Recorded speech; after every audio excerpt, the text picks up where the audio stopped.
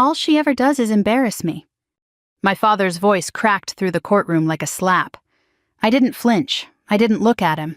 I kept my hands folded, palms flat against my knees. The judge leaned forward, elbows on the bench, eyes fixed on my father. His voice was calm, almost gentle. "Sir, you truly don't know, do you?" The room shifted. My father's lawyer froze mid-motion, papers half raised. Color drained from my father's face. "Wait," he said, blinking hard. "What do you mean? What don't I know?" I had imagined this room 1,000 times. Not because I wanted to win, not because I wanted him humiliated, but because I knew sooner or later the truth would have to stand on its own feet. The Portsmouth County Courthouse smelled like floor wax and old paper, the kind of place where voices automatically lowered themselves as if the walls remembered every secret ever spoken inside. Wooden benches creaked softly as people shifted. Somewhere behind me, someone cleared their throat. I kept my eyes forward. 2 days earlier, I had been kneeling in my small front yard outside Norfolk, trimming back weeds that had grown wild along the fence line. My knee had started to ache the way it always did when the weather was about to change. Knox, my old German shepherd, lay nearby in the shade, his breathing slow and uneven, one ear twitching at every passing sound. That was when the envelope arrived. Cream-colored, thick paper, county seal in the corner. I recognized it instantly, even before I opened it. Portsmouth Family Court. I wiped my hands on my jeans and slit the envelope open with my thumb. The words inside blurred for a second, then sharpened in a way that made my chest feel hollow. Petitioner Thomas Hale. Respondent Rebecca Hale. My father was suing me. Not for money, not exactly. It was about family reputation, about control of assets tied to my grandfather's name, about protecting the dignity of the Hale legacy. Words like abandonment and unfitness were underlined in neat legal type. I laughed once, a short dry sound that startled Knox awake. "Well," I muttered, folding the papers, "that's one way to start a conversation." It had been 11 years since I'd left home. The last time I saw my father, he'd been standing in the driveway, arms crossed, jaw locked, telling me I was throwing my life away. "We don't do that kind of thing," he'd said. "Marching off airing family business in public. People will talk." I had been 22, already committed, my orders folded carefully in my pocket. I remember thinking even then that he wasn't worried about my safety. He was worried about how it would look. I carried the summons inside and set it on the kitchen table. Knox limped over and rested his heavy head against my thigh. I scratched behind his ears, feeling the familiar calm settle in. "I guess we're doing this," I told him. That night I didn't sleep much. I brewed coffee and sat at the table long after midnight, staring at the paperwork. The language was cold, distant, like it was describing strangers instead of a father and daughter. Outside, cicadas buzzed in the darkness, relentless and loud. I thought about all the things I hadn't told him over the years, not because they were secrets, but because he never asked. I opened the old Navy chest in the corner of my bedroom. It still smelled faintly of metal and oil and salt water. Inside, my uniform lay folded with care, medals wrapped in cloth, a flag folded tight into a perfect triangle. I hadn't worn the uniform in years, not since I came home for good. I ran my fingers over the fabric, then closed the lid. The next morning I called the clerk's office. "Yes, ma'am," she said politely. "Your father has filed a petition asserting that your continued absence and conduct have caused reputational harm, and that he should be granted authority over the Hale family property." "Conduct," I repeated quietly. "You'll need to appear in person if you wish to contest it." "I will," I said, and meant it. The drive to Portsmouth took less than an hour, but it felt longer. The air was thick with late summer humidity, the kind that clings to your skin. I passed the old diner where my father used to take us on Sundays. He'd sit in the booth, coffee steaming, telling anyone who would listen about his work, his values, his name. He never mentioned me. I parked outside the courthouse early. The brick building looked smaller than I remembered, its flag hanging limp in the still air. A janitor swept the steps, pausing when he saw me approach. "Morning," he said, his eyes flicking briefly to the ribbon bar on my chest. "Morning," I replied, returning his nod. Inside, the hallway buzzed with low conversation. Lawyers shuffled papers, families whispered. When I took a seat near the back, I felt eyes on me, not hostile, just curious. A woman in uniform always draws attention in places like this. When the clerk called our case, my father was already standing. He looked older than I remembered. His hair had gone gray, but his posture was still rigid, his suit pressed sharp. My mother sat beside him, pearls at her throat, hands folded tightly in her lap. She didn't look at me. "All rise," the bailiff called. The judge entered, an older man with a lined face and steady eyes. He glanced at me, paused, then took his seat. My father's lawyer began, his voice confident, rehearsed. He talked about embarrassment, about shame, about how my choices reflected poorly on a family that valued discretion and respectability. "All she ever does," my father interrupted, unable to help himself, "is embarrass me." That was when the judge leaned forward. And that was when everything changed. The judge raised a hand, not sharply, just enough to still the room. "Mr. Hale," he said, "measured and calm, you'll have your opportunity to speak. Please allow your counsel to proceed." My father exhaled through his nose and sat back, jaw tight. His lawyer cleared his throat and adjusted his tie, launching back into the argument as if nothing unusual had happened. They painted a picture of me that barely resembled a person. I was described as distant, unreliable, a daughter who had chosen spectacle over substance, service over family, a woman who had, in my father's words, forgotten where she came from. I listened without reacting. Years of training had taught me how to separate noise from meaning. Most of what he said was noise. As he spoke, my mind drifted back to the first time I realized my father cared more about perception than truth. I was 13. We were at a church fundraiser, the kind with folding tables and lukewarm coffee. I'd won a small academic award that year, nothing flashy, just a certificate and a handshake. When the announcer called my name, a few people clapped politely. Later, someone asked my father how his kids were doing. "Good," he said. "My son's starting varsity football this fall." That was it. No mention of me, no lie exactly, just omission. I learned early that silence could erase you just as effectively as words. When I told him years later that I'd enlisted, his face went rigid in that same familiar way. "You don't need to do this," he'd said. "People will think something's wrong if you leave like that." "People?" I asked. "Everyone," he snapped. "This town remembers things." I remember standing in the doorway that night, duffel bag at my feet, realizing he was less afraid of losing me than of losing control of the story he told about our family. The courtroom brought me back to the present with a scrape of a chair. My father stood again, unprompted. "She abandoned us," he said, pointing in my direction. "She left and never looked back. Missed holidays, missed funerals, and now she wants to stand here like she's better than us." "I never said that," I replied quietly. He turned toward me, eyes blazing. "You don't have to. You wear it." The judge's gaze shifted to me. "Ms. Hale," he said, "you may respond." I stood. My knee protested, a sharp reminder of why I no longer ran stairs for a living. I kept my voice even. "I didn't abandon my family," I said. "I served my country. And I stayed away because I was told repeatedly that my presence was an embarrassment." A murmur rippled through the gallery. My mother's hands clenched in her lap. "That's not true," my father said. "I never—" "You told me," I continued, not raising my voice, "that what I did made people talk, that I made you look bad. I took you at your word." The judge nodded slowly. "Proceed."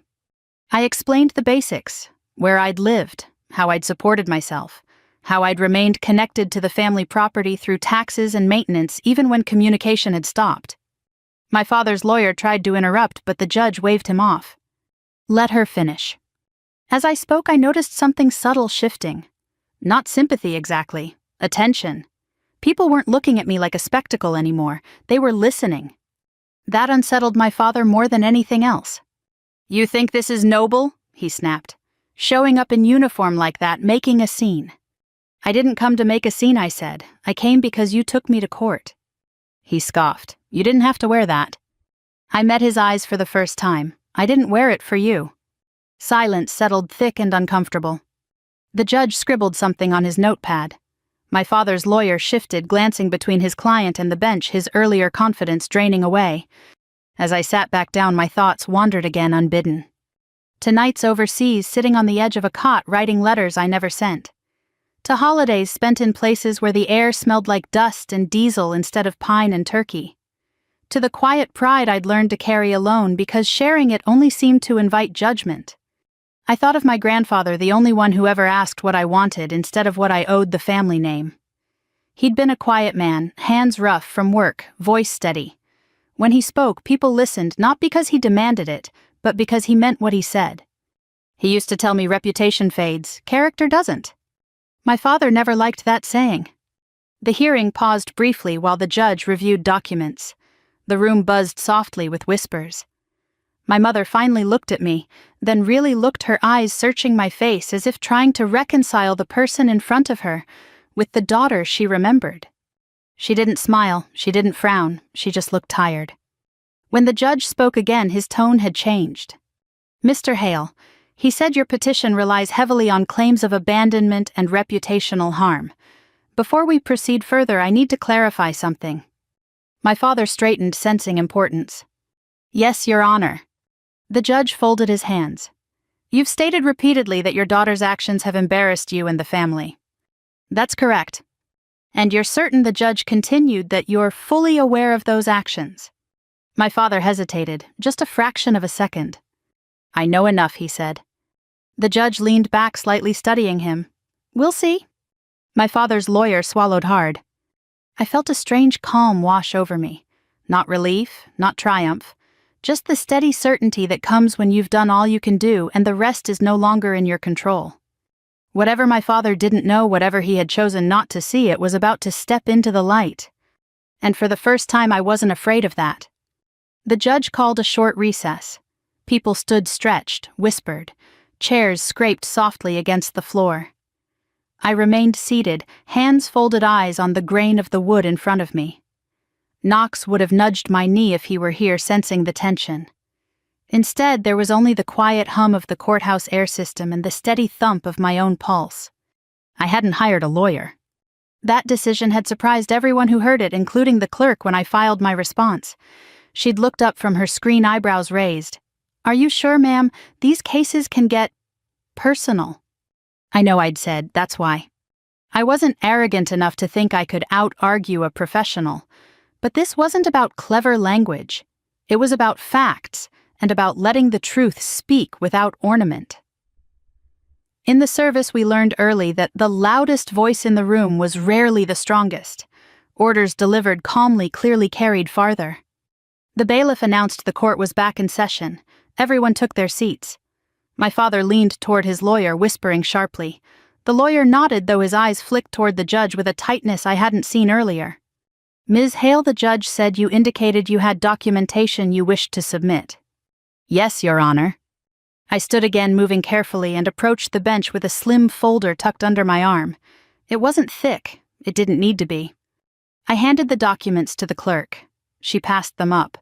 The judge flipped through the pages slowly, methodically. Tax records, maintenance invoices, utility payments, dates stretching back more than a decade. These payments, the judge said, tapping one page, were made consistently. "Yes, sir." "And from an account under your name?" "Yes, sir." My father let out a sharp laugh. "That doesn't mean anything. Anyone can pay a bill. That doesn't make her present." The judge didn't look up. "Mr. Hale, you'll wait." I watched my father's hands. They were clenched so tightly the knuckles had gone pale. I remembered those hands fixing engines, tightening bolts, teaching me how to hold a wrench. They had always been steady. Seeing them shake even slightly stirred something complicated in my chest. The judge finished reviewing the folder and set it aside. "Ms. Hale, he said you've remained involved with the property and its obligations despite living elsewhere. Is that correct?" "Yes, sir." "Why?" I hesitated. Not because I didn't know the answer, but because it wasn't a simple one.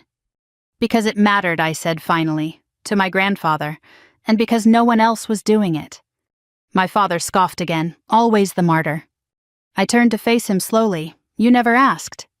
That landed harder than I expected. The room went quiet. Even the judge paused, his pen hovering above the page. My father opened his mouth, then closed it again. The judge cleared his throat. "Mr. Hale, you claim your daughter's absence caused reputational harm. Can you specify what harm precisely?" My father straightened, grateful for the opening. People talk. They ask why she never comes around, why she chose that life instead of staying with her family. It reflects poorly. On whom, the judge asked. My father frowned, on us, on the Hale name. The judge nodded slowly. I see. He leaned back, eyes thoughtful. Ms. Hale, are you aware of any instance in which your conduct resulted in a formal complaint or documented harm to your family's standing in the community? No, sir. Have you ever spoken publicly about your family in a negative way? No, sir. Have you ever used your service to seek attention or advantage over them? No, sir. My father's lawyer shifted in his seat. Your Honor, with respect, the issue isn't documentation, it's perception. The judge's gaze snapped to him. Perception is not evidence. A few people in the gallery nodded almost imperceptibly. As the proceedings continued, I felt something loosen inside me. Not because things were going my way, but because I was finally saying what I'd carried quietly for years, out loud, on the record. I thought about the nights I'd spent overseas, hunched over maps and logistics schedules, moving people and supplies through chaos. No one ever saw that work, no parades, no headlines, just a quiet understanding that if you did your job right, nothing went wrong. That had become my approach to family too. Fix what needs fixing, pay what needs paying, don't demand thanks.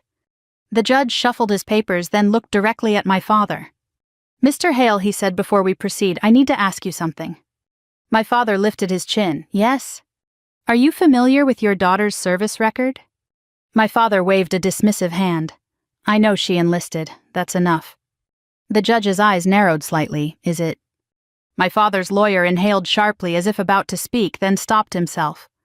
I felt a subtle shift in the room, like pressure building before a storm. My stomach tightened, not with fear but with recognition.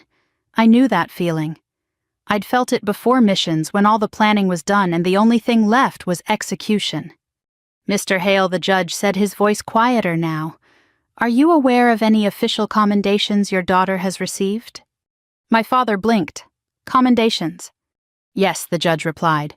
Awards, citations, public acknowledgments. My father shook his head. She never told us anything like that. The judge looked at me briefly, then back at him. That, he said, is precisely the issue. My father's lawyer went very still. I sat down slowly, heart pounding, not from anticipation of victory, but from the weight of what was about to surface. I hadn't come here to expose anything. I hadn't planned a reveal. But I also hadn't hidden the truth. If my father had chosen not to know, that choice was no longer his alone. The judge closed the folder in front of him with a soft, final sound. We'll address that shortly, he said. And in that moment, I understood something my grandfather had tried to teach me years ago. You can't force someone to see you, but you can stop standing in the dark. The courtroom felt smaller after that. Or maybe it was just that everyone in it was leaning forward, now drawn toward whatever the judge was about to uncover. Even the old ceiling fan seemed louder, its slow rotation cutting through the silence. My father shifted in his chair. He tried to hide it, but I saw the telltale signs, the stiffening shoulders, the way his jaw worked, as if he were chewing on something bitter. Your Honor, his lawyer began. Carefully, my client's position has always been that... Counsel, the judge interrupted, raising a hand. I'll come back to you. He turned to me. Ms. Hale, earlier you stated you did not wear your uniform today to make a statement. Is that correct? Yes, sir. Why did you wear it? I took a breath. Not to steady myself, I was steady, but to choose the right words. Because it's the most honest thing I own, I said. It reminds me to stand straight when things are uncomfortable. The judge nodded once, as if that confirmed something he already knew. He reached to his right and pulled a thin file from a stack. Unlike the others, this one had a red tab on the corner. He opened it slowly, scanning the first page. Mr. Hale, he said, you've argued that your daughter's choices brought embarrassment to your family and this community. That's right, my father said, though his voice lacked the certainty it had earlier. And you've insisted, the judge continued, that her absence and silence demonstrate a lack of contribution or responsibility. Yes. The judge set the file down and looked directly at him. Then I need to ask you again very clearly, are you certain you know what your daughter has done? My father laughed a brittle sound. If she's done something so impressive, she never bothered to tell us. A ripple of discomfort moved through the gallery. The judge leaned forward, elbows on the bench, his voice dropping just enough to command attention. Mr. Hale, he said, Are you aware that your daughter was formally recognized by the Commonwealth of Virginia 3 years ago for her role in a civilian evacuation effort? My father frowned. What evacuation? His lawyer's head snapped up. The judge flipped the file open and slid a document across the bench, angling it so my father's lawyer could see. The color drained from the man's face as he read. I'll repeat, the judge said evenly. Are you aware that Ms. Hale served as the logistics lead for an emergency evacuation involving 47 civilians during Hurricane Elias, coordinating with state and federal agencies to bring them out safely? The room went utterly still. My father stared at the lawyer, then at the judge. That can't be right. The lawyer swallowed hard. Sir, he whispered, this is on the public record. I felt my chest tighten, not with pride, but with the strange ache of being seen in a place I'd never expected. The judge continued, his tone factual, not theatrical. Ms. Hale's unit was activated on short notice. Roads were impassable. Communications were unstable. She coordinated transport routes, medical access, and shelter placement. No lives were lost. My father shook his head slowly, as if trying to clear water from his ears. She never said anything about that. The judge's eyes softened just a fraction. That doesn't negate the fact that it happened. He turned to the gallery. Several of those evacuated were residents of this county, including, he glanced back at the file, the brother-in-law of one of our court clerks. A quiet gasp came from somewhere behind me. My father's lawyer lowered himself into his chair as if his legs had suddenly given out. My father's face had gone pale. His mouth opened, then closed again. Wait, he said hoarsely. You're saying? I'm saying, the judge replied gently, that while you were concerned about appearances, your daughter was quietly preventing funerals. The words hit the room like a dropped weight. My father turned toward me, eyes wide, searching my face for denial, for explanation, for something to anchor him. You did that? He asked. I met his gaze, not challenging, not apologetic, just honest. It was my job, I said. The judge let the silence stretch. He knew its value. Mr. Hale, he said at last, can you explain to the court how this constitutes embarrassment? My father's lips trembled. I didn't know. That much is clear, the judge said. He looked down at his notes, then back up. The court does not find evidence that Ms. Hale's actions harmed the family's reputation. In fact, he paused, choosing his words carefully. The evidence suggests the opposite. My father's lawyer cleared his throat weakly. Your Honor, we'd like to request a brief... Denied, the judge said calmly. We're past that. He turned back to me. Ms. Hale, you've shown restraint throughout these proceedings. I imagine it hasn't been easy. No, sir, I said. But you remained respectful, he continued. You let the facts speak. He looked at my father one last time. Sir, sometimes what embarrasses us isn't what our children do. It's what we failed to notice. My father slumped back in his chair. For the first time since I'd entered the room, I saw something other than anger on his face. Confusion, and something that looked a lot like regret. The judge tapped his gavel lightly, not to announce a ruling yet, but to bring the moment to a close. We'll proceed to the court's determination, he said. I sat down, hands trembling just a little now, not from fear but from the release of something heavy I'd carried longer than I realized. The truth had stepped into the light, and there was no taking it back. The judge didn't rush the ruling.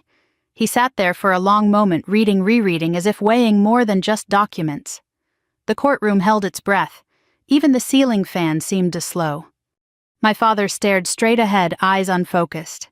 The man who had once filled rooms with certainty now looked like he'd misplaced something essential and didn't know where to start looking for it.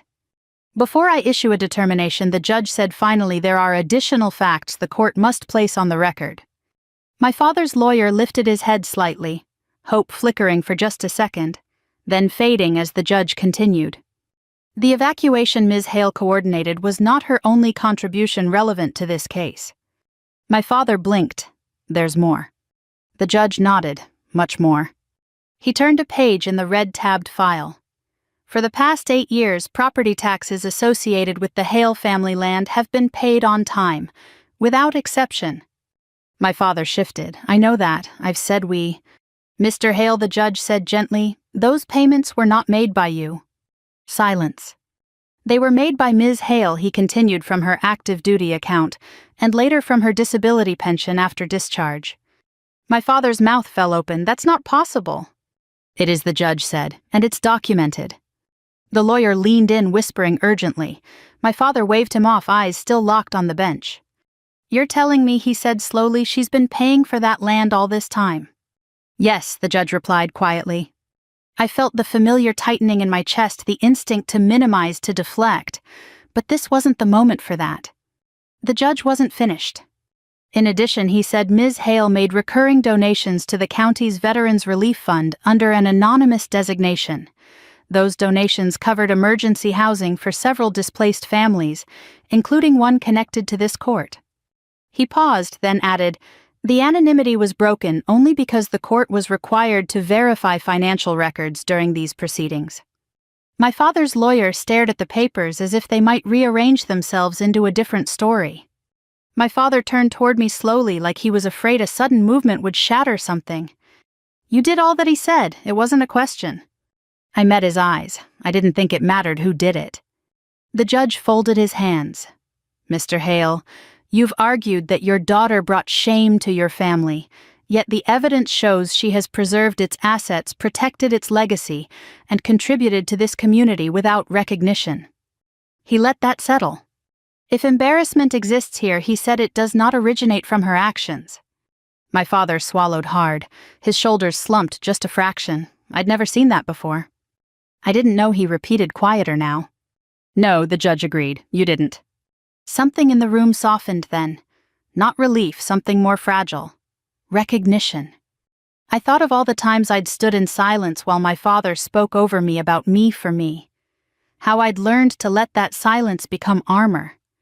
Now it felt less like armor and more like a bridge I'd never known how to cross. The judge looked at me again. Ms. Hale, would you like to add anything before the court concludes? I considered it. 1,000 sentences pressed at the back of my throat. Years of unsent letters, words sharpened by distance. But I shook my head. No, sir. He nodded, approving. Very well. He raised the gavel, then paused. For the record, he said this court finds no basis for the claims of abandonment or reputational harm. Authority over the Hale family property remains with Ms. Hale, as stipulated in the existing documentation, and supported by her demonstrated stewardship. The gavel came down, a clean, decisive sound. My father flinched, not as if struck, but as if awakened. The room exhaled. People stood murmuring softly. A woman near the back caught my eye and nodded once, a small, respectful gesture. I nodded back.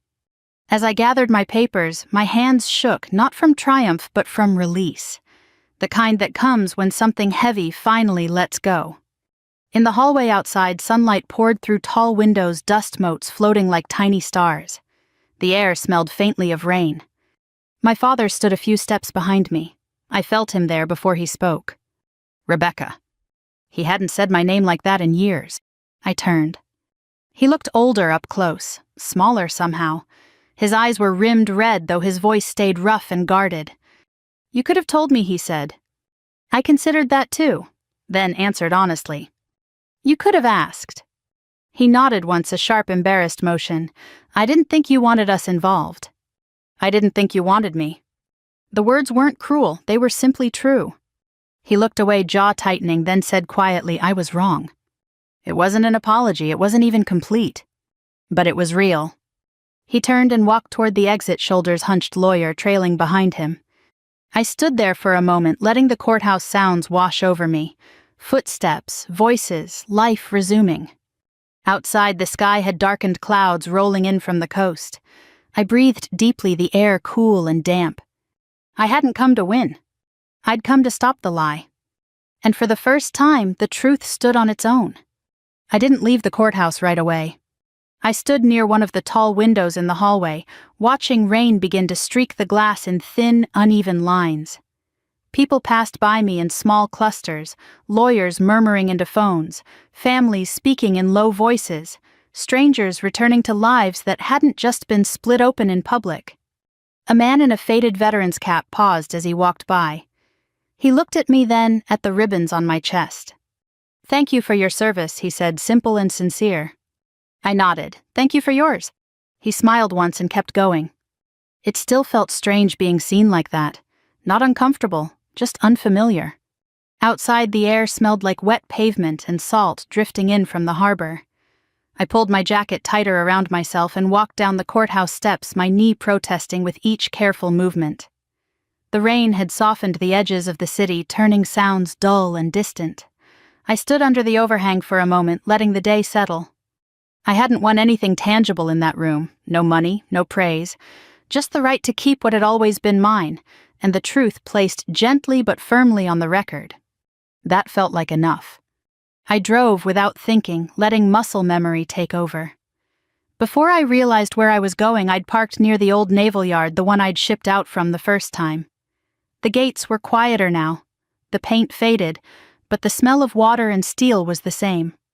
I sat in the car for a long time, hands resting on the steering wheel, listening to the rain drum softly against the roof. This was the part no one ever talked about. Not the courtroom. Not the recognition. The space afterward.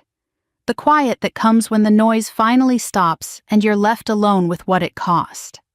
I thought about my father walking away, shoulders slumped, about the way his voice had cracked when he said my name, about how small I was wrong had sounded, and how heavy it still felt. When I finally drove home, Knox was waiting at the door tail, thumping weakly against the frame. He limped toward me, pressing his weight into my leg like he always did, grounding me in something solid and uncomplicated. "Hey, old man," I murmured, scratching behind his ears. "Miss me?" He huffed and leaned harder. I took off the uniform jacket and laid it carefully over the back of the chair. It felt different now. Not lighter, exactly, just quieter. That night I slept deeper than I had in weeks. The next morning, sunlight cut through the blinds in thin stripes across the kitchen floor. Knox padded in circles near his bowl, impatient. I brewed coffee and stood by the sink, staring out at the yard, at the fence I still needed to finish fixing. The phone rang around 9. "Ms. Hale," a woman's voice asked. "Yes." "This is the clerk from the courthouse. Judge Miller asked me to let you know the written decision has been finalized and filed. Everything remains as ruled yesterday." "Thank you," I said. "And thank him for his fairness." There was a pause. "My father served," she added softly. "He used to say the strongest people were the ones who didn't need an audience." I smiled. Sounds like a wise man. After I hung up, I sat at the table for a while, coffee cooling untouched in my hands. I wasn't sure what came next. For years, my life had been structured orders, timelines, objectives. Now there was just space. Around noon, I drove into town for supplies: paint, nails, replacement boards.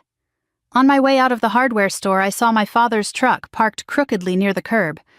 He was leaning against it, arms crossed, staring at nothing in particular. I considered turning around. Avoiding him would have been easy, familiar. Instead, I walked over. "Didn't expect to see you here," I said. He glanced up, startled, then nodded. "Your mother needed light bulbs." Silence settled between us, not hostile, just awkward. "You didn't have to wear the uniform," he said finally. I met his gaze. "I know." He shifted his weight. "People talked." "I'm sure they did." He frowned, then sighed. "That's not what I meant." The words hung there unfinished. "I didn't know," he said again, quieter than before, "about any of it." I nodded. "I know."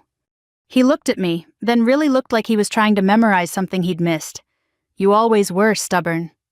I almost smiled. I learned from the best. That earned a short, humorless huff. "Well, he said pushing off the truck I should go." "Yeah." He hesitated, then added, "Your mother. She wanted me to tell you dinner's Sunday. 6 o'clock. I searched his face for expectation, for demand. Found neither. "I'll think about it," I said. He nodded, satisfied with that, and climbed into the truck. That afternoon I drove out to the old family property. The farmhouse looked tired but steady the way it always had. I walked the perimeter, checking boards, measuring what needed repair. Under the porch rail, faint and worn, were the initials my grandfather had carved decades ago. I traced them with my thumb. For the first time, the place didn't feel like a battlefield. It felt like a responsibility I was ready to carry without resentment. As evening settled, I sat on the porch steps with Knox beside me, watching fireflies blink in and out of the tall grass. The air was cool, the quiet earned. I hadn't fixed everything, but I'd stopped pretending there was nothing to fix. And that felt like a beginning. Sunday arrived quietly. No dramatic skies, no storm warnings, just a low, steady overcast that softened the edges of the road as I drove toward my parents' house. Knox rode in the passenger seat, head resting against the window breath, fogging the glass in slow, even puffs. His presence made the silence easier to carry. I hadn't worn my dress uniform this time. Just the khaki service uniform, clean-pressed familiar. Not a statement, just who I was. The driveway looked the same as it always had. Gravel crunching under tires. The old barn leaning slightly to the left. Tools hanging in neat rows inside, lined up with military precision. My father's kind of order. I sat in the car for a moment longer than necessary, hands on the steering wheel, breathing in and out until my shoulders dropped. When I knocked, my mother answered almost immediately. "You came?" she said, not hiding her surprise. "I said I'd think about it," I replied gently. She stepped aside, letting me in. The house smelled like roast chicken and thyme, a scent that pulled memories out of places I hadn't visited in years. The table was set the way it always had been, mashed potatoes on the left, gravy in the blue bowl with the chipped edge. My father was in the backyard when I found him sitting on the porch steps, oiling an old rifle that hadn't been fired in decades. He didn't look up at first. "You're on time," he said. "You taught me that," I answered. He nodded once, accepting the truth of it. We sat there for a while, the three of us eventually listening to the wind move through the trees. No one rushed to fill the silence. That felt new. At dinner, the conversation stayed small at first. Weather, the drive, Knox's limp, my knee. Things that could be named without reopening wounds. Then my father cleared his throat. "I watched the news clip," he said, staring into his glass. "The one the judge mentioned." I didn't say anything. "They talked about leadership," he continued, "about planning, about staying calm when everything goes wrong." He looked up at me. "You always were good at that." It wasn't praise exactly, but it wasn't dismissal either. "I didn't understand it," he said. "What you were doing, why you didn't call, why you didn't come back." I didn't know how I replied. Every time I tried, it felt like I was defending myself just to exist. My mother reached across the table, placing her hand over his. He didn't pull away. "I thought," he said slowly, "that if you stayed quiet, maybe you were ashamed." I shook my head. I was protecting my peace. Something shifted then. Not healed, but aligned. After dinner, my father stood and disappeared into the house. When he came back, he held something small and worn in his palm. My grandfather's compass. "I kept this," he said. "Thought I'd earned it." He held it out to me. "But it's yours." I took it carefully, the weight familiar even after all these years. The needle inside still swung steady and sure. Honor, my grandfather used to say, is knowing which direction you're facing even when no one's watching. "Thank you," I said. My father nodded, eyes glistening just slightly. "You didn't embarrass me," he said quietly. "I embarrassed myself. It wasn't loud, it wasn't public. It was enough." When I left that night, the porch light stayed on behind me. In the rearview mirror, I saw them standing side by side at the door. No waves, no words. But they were there. Back at the farmhouse, I placed the compass on the nightstand beside the folded uniform. Moonlight caught the metal, throwing a soft glow across the room. Knox circled twice before settling at my feet with a satisfied sigh. For the first time in a long time, I slept without dreaming of courtrooms or orders or unfinished conversations. Weeks passed.